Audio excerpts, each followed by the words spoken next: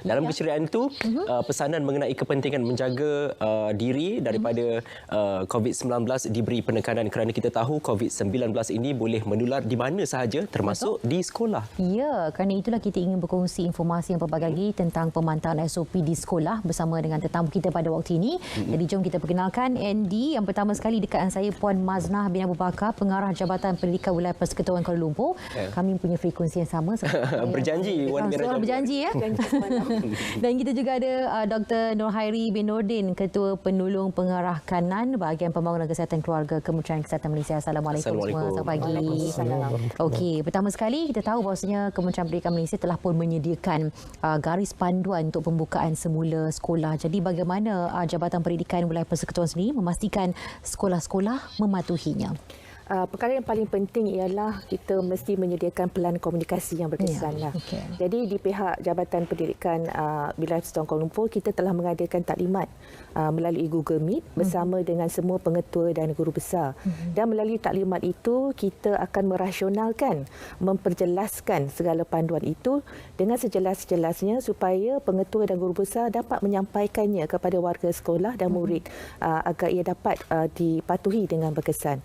Selain daripada itu, kita juga ada menyediakan bimbingan, pemantauan dan juga simulasi ke sekolah-sekolah.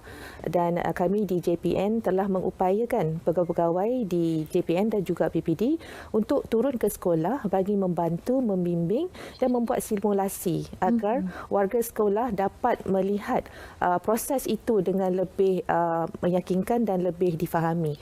Dan antaranya yang kami buat juga ialah mewujudkan task force di peringkat jabatan, yang mana task force ini berfungsi secara bersemuka dan juga secara maya bagi menyelesaikan isu-isu ataupun soal jawab yang dikemukakan oleh sekolah dan memberi nasihat serta bimbingan yang berterusan.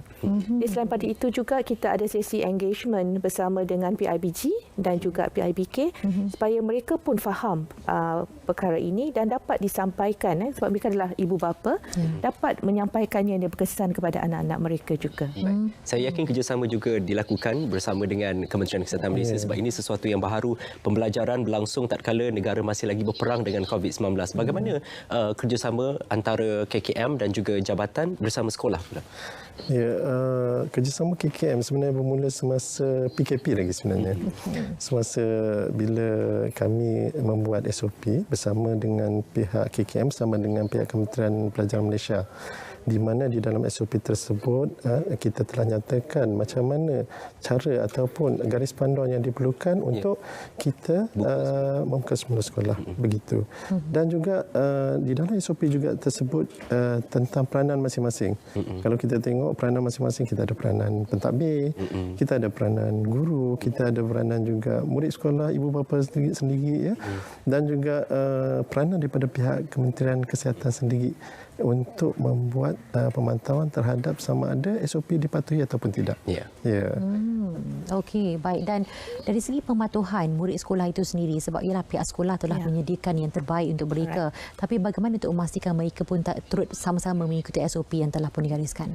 Okey, pertamanya di peringkat sekolah, apa yang dilakukan oleh pihak sekolah pertamanya ialah sesi mind setting. Now, mind setting is very important because kalau kita hanya memperjelaskan SOP itu tanpa melibatkan emosi, emotional commitment, I call it emotional commitment, dia tidak akan berkesan. Jadi sesi mind setting ni dilaksanakan kepada guru dan guru kepada murid. Dan murid di kelas, guru telah pun memperjelaskan tentang kenapa kita perlu mematuhi SOP ini. Ini bukan sahaja untuk sebagai satu proses ataupun peraturan, tapi lebih kepada bagaimana ia perlu untuk menjaga keselamatan. Jadi kalau budak dia faham tentang perkara ini, lagi mudah untuk mereka mematuhi SOP. Yang kedua, persekitaran yang kondusif untuk pemantauan SOP. Sekolah-sekolah telah menyediakan poster, pandu arah, penanda agar murid dirangsang minda dan perlakuannya untuk mematuhi SOP itulah. Okey.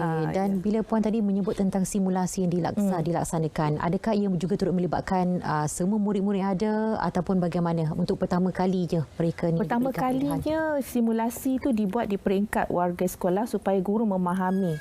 Kemudian di peringkat sekolah, simulasi itu kemungkinan pada hari pertama itu dengan agak yang terkawal, murid-murid juga diberitahu secara experiential how this thing is going dengan melakukan penjarakan sosial lah. Dia tak boleh the whole population of the school pergi membuat simulasi, but certain times ya.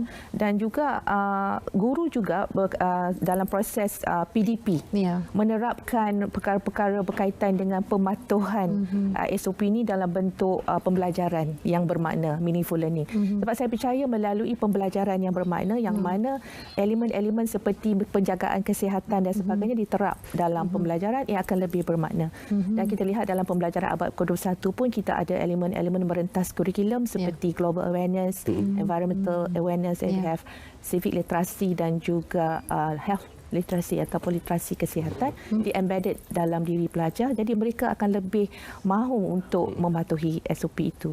Dan secara berkala juga guru-guru akan sentiasa mengingatkan pelajar melalui PA system agar mereka mematuhi SOP dan juga peranan ibu bapa PIBG untuk membantu.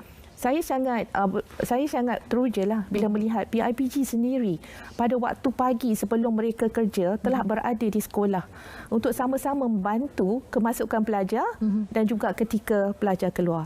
Ya, ini untuk tak sesak. Dan apabila mereka telah selesai tugas mereka, mereka akan pergi ke tempat kerja. Ini adalah pengorbanan ibu bapa yang mana menunjukkan bahawa mereka bersama sekolah, bersatu hati bersama sekolah untuk melihat keselamatan anak-anak mereka terjaga. Doktor, ada dua perkara penting. Satu, pelaksanaan. Kedua adalah pematuhan terhadap garis panduan yang dikeluarkan. Pelaksanaan tadi mungkin dah dilakukan secara baik, tapi aspek pematuhan berdasarkan pemantauan, sebab sekarang ni darjah 1 sampailah ke darjah 6, tingkatan 6 pun dah kembali ke sekolah. Ada pemantauan KKM terhadap pematuhan SOP sekarang ini. Ya, sebenarnya kalau bercakap tentang soal pemantauan, ada beberapa perkara yang kita perlu ingat. Yang pertama sekali, kalau katakan pemantauan, siapa yang akan buat pemantauan? Itu yang biasa orang tanya kan. Seterusnya, macam mana nak buat pemantauan tu? Itu pun salah satu cara untuk kita membuat pemantauan. Baik, dari segi pemantauan tentang siapa yang nak buat pemantauan, sebenarnya kalau ikutkan setengah orang ingatkan KKM saja yang buat pemantauan. Tapi sebenarnya ibarat kalau katakan kita tengok di dalam SOP sendiri, kalau katakan dari segi pemantauan tu kita ada sekolah. Kita ada dalam sekolah tu guru, ada murid, macam puan bagi tahu tadi, ada ibu bapa. Ya, selain daripada agensi luar seperti KKM dan juga agensi-agensi lainnya. Dan kalau katakan kita tengok pematuhan tu, biasanya kalau kita tengok yang pertama sekali masa pintu masuk itu sendiri, kan? Itu pintu masuk itu semua orang tahu. Mesti cek suhu badan, kan? Dan seterusnya kita tengok juga selain daripada pintu masuk dan di dalam kelas masa pengajaran dan pembelajaran itu sendiri, sama ada dibuat penjarakan, ya, sama ada crowded ke tak, sesak ke tak di dalam kelas tu, ya. Dan semasa sekiranya lepas habis belajar, masa rehat nak pergi kantin, ya, ada kita tengok juga sama ada pematuhan SOP itu dijalankan di kantin tu sendiri. Sebab kita kena tahu sekarang ni kalau kita tengok orang ramai mula agak longgar dari segi SOP itu sendiri. Dewa. Dewa. Okay. Jadi bila dewa tu kita kena ingat macam mana cara COVID-19 tu transmisi COVID-19. Itu yang paling penting. Tapi masih ramai lagi yang sambil dewa, ya, yang tidak mengamalkan apa yang kita sebut 3W dan juga mengelakkan 3C. Itu yang paling penting sebenarnya. Ya. Prinsip-prinsip yang ada kita masukkan ke dalam SOP supaya semua orang boleh faham dan juga bila faham boleh amalkan sebenarnya. Dan kalau kita tengok kalau di dalam sekolah sendiri kan, setengah-setengah murid darjah 1 dia tak faham. Betul, susah nak faham. Dia tak faham kan. Dia tak faham. Macam mana kita nak jaga murid darjah 1? Tambah kalau tahun ni baru masuk darjah 1, lepas tu PKP. Itu yang kita pun pening. Macam mana nak pastikan pematuhan kepada SOP berlaku. Itu sebab kepada siapa yang memantau, nombor satu guru. Di dalam sekolah guru memang memainkan peranan besar, yang mana di dalam tu kita dah sebutkan satu persatu peranan.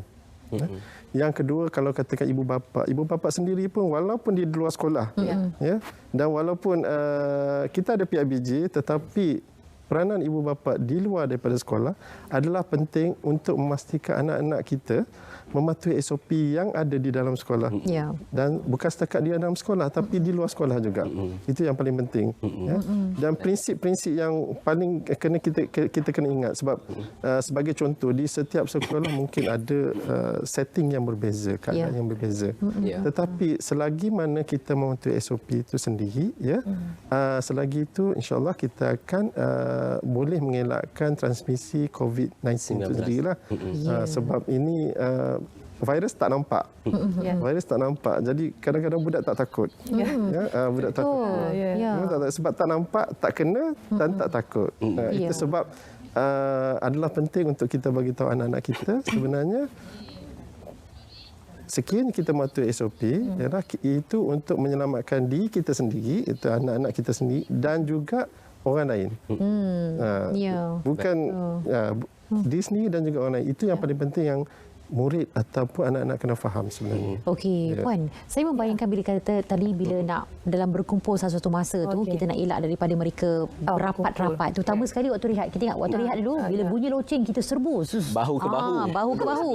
Bagaimana pengawalan daripada pihak sekolah sendiri? Okey, sekarang ni dengan adanya situasi COVID ini, pertamanya sekolah ataupun kelas-kelas dah disusun ikut penjarakan sosial. So setiap murid akan ada tempat duduk masing-masing. Dan dipisahkan daripada 1 meter apart. Kemudian pada waktu rehat, murid dia dibenarkan turun secara bergilir, beratur, membeli makanan, tapi makan di kelas. Makan di kelas bersama cikgu. Tetapi ada juga sekolah yang melaksanakan pre-order. Maksudnya murid tak turun. Mereka ambil order sehari sebelum melalui Google Form. Kemudian pengusaha kantin akan pack dah makanan itu mengikut order. Kemudian dihantar ke kelas-kelas. Ataupun ada kalanya sekolah membenarkan murid secara bergilir untuk turun ambil order tu dan dihantar dan mereka makan di kelas. Saya pernah berada di kelas bersama murid masa makan, nampak mereka seronok. Dan satu budak tu kata kepada saya, boleh tak kita buat macam ni sampai bila-bila? Adakah awak suka makan kan? Suka. Dia kata sebab makan dengan cikgu, makan dengan kawan-kawan. Ada yang bawa makanan sendiri daripada rumah dan mereka membawa sudu garpu sendiri. Yang pentingnya amalan menjaga kebersihan. So dia belajar untuk membasuh tangan dan baca doa sama-sama. Saya nampak kat prasekolah pun kanak-kanak tu duduk kat tempat masing-masing baca doa sama-sama, lepas tu makan, lepas tu ikut peraturan, basuh tangan. So sangat bagus sebenarnya. Sangat bagus, dia mengajar disiplin sebenarnya. Ya, mari kita melihat doktor amalan yang kita lakukan sekarang ni kalau diteruskan malah lebih baik mungkin. Dan tapi dalam masa yang sama kita perlu melihat juga kebimbangan ibu bapa lah khususnya tentang kluster-kluster baru yang berwujud. Ada juga dalam kalangan ibu bapa yang kata, oh kalau kita tak hantar anak ke sekolah bila lagi? Ada setengah pula ibu bapa kata macam tak nak hantar anak ke sekolah, takut. Bila kita tengok, tunggu dan lihat saja. Jadi mungkin boleh kita huraikan tentang perkara ini. Yang pertama sekali tentang memang kita takut kena COVID. Memang kita takut sebab banyak komplikasi sekiranya seorang itu terkena COVID. Tetapi kita kena ingat sekiranya kita mengamalkan yang pertama kepentingan prinsip. Yang penting ibu bapa kena ingat prinsip. Itu saja. Yang pertama sekali sekiranya dalam satu keadaan atau dalam satu tempat kena mengamalkan penjarakan sosial. Itu yang paling penting. Yang kedua, dia kena memakai pelitup, digalakkan. Murid-murid digalakkan memakai pelitup muka. Itu pun penting juga sebab kita tahu cara transmisi COVID ni melalui droplet. Jadi insya-Allah dengan cara memakai pelindung muka kita boleh mengelakkan daripada terkena jangkitan COVID. Seterusnya, macam untuk kanak-kanak itu sendiri, kita boleh galakkan anak-anak untuk supaya tidak berkumpul dalam satu keadaan yang sesak sebenarnya. Sebab kalau katakan budak-budak kanak-kanak ni sekiranya kita ajar literasi kesihatan, maknanya kita ajar dan budak tu faham. Ya. InsyaAllah budak tu dia akan ataupun murid sekolah tu dia akan amalkan apa yang kita buat sebenarnya. Itu yang paling penting lah. Terima kasih banyak-banyak Dr. Hairi dan Puan Mazna. Kita kalau boleh nak bercerita lebih panjang mengenai topik ini, tapi kerana kekangan masa, insyaAllah dari masa ke masa kerana sekolah pun berterusan, kita nak tahu bagaimana status terkini pematuhan SOP di sekolah-sekolah pada lain masa, insyaAllah. Terima kasih Puan Mazna. Terima kasih Dr. Hairi. Apapun tanggungjawab untuk mengelak penularan jangkitan COVID-19 ni tidak hanya terletak di bahu pihak sekolah ataupun guru-guru saja, tapi orang kata pendidikan bermula dari rumah. Jadi ibu bapa memainkan peranan yang cukup besar untuk memastikan anak anda tidak dijangkiti. Setuju, insya-Allah. Baik.